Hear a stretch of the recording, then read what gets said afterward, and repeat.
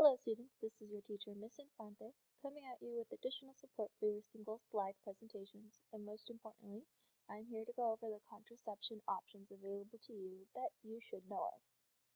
To help raise the importance of needing to know the contraception methods out there, in class you analyze an article called "Few Teens Use the Most Effective Types of Birth Control."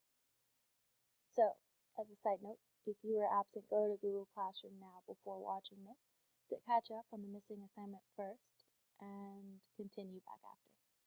So, without further ado, get a pencil and your journals out to do a free write. Looking at the pictures I've offered you, go ahead and list as many forms of contraception you know of. Just as a review, contraception is another name for birth control and is the act of preventing pregnancy and, depending on the method, sometimes sexually transmitted infections, STIs. Go ahead and take 3 to 4 minutes to list them. When done, go ahead and continue viewing the video for the next slide. Ta-da! Here's the pictures and here's the labels that go with them.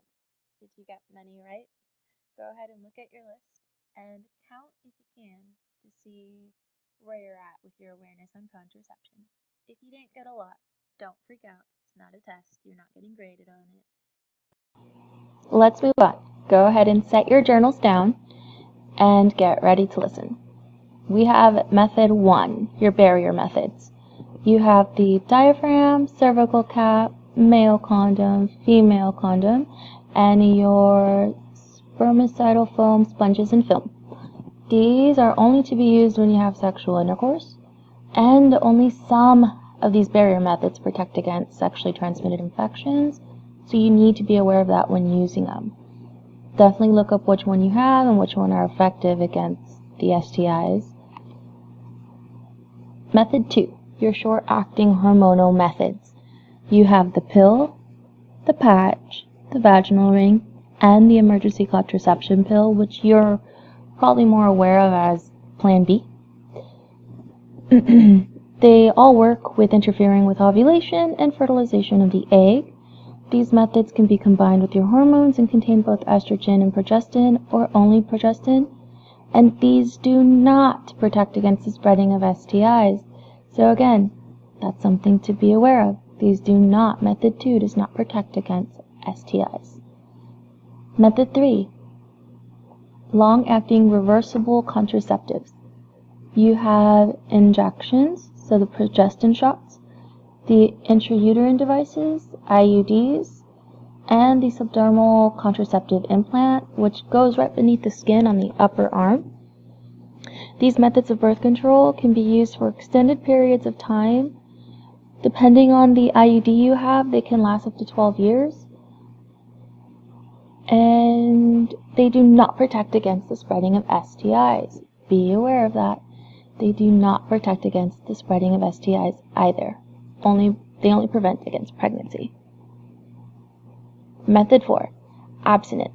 It is the action of not engaging in sexual activity, and all forms of sexual intercourse, vaginal, oral, and anal, must not be engaged in for it to be effective in protecting against STIs as well.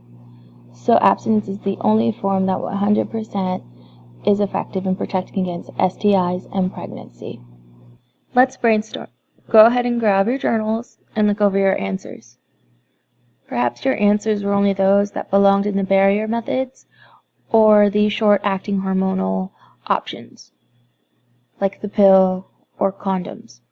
If that's the case, go ahead and pause this video and go back to the 4 methods and see if you see an option that you're most interested in learning more about, or maybe you don't have much knowledge of that you would like to learn more about.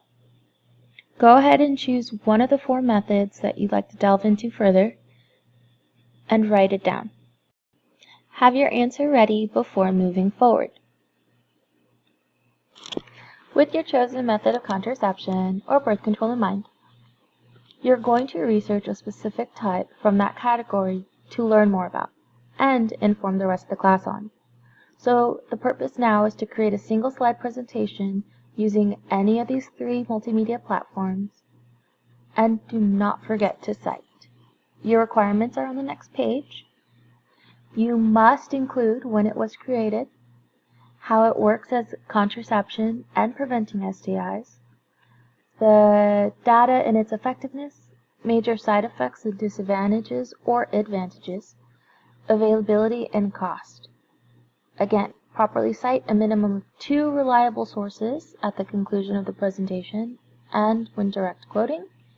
Don't forget to provide a reference slide, so technically it is 2 slides, but the second one is for references.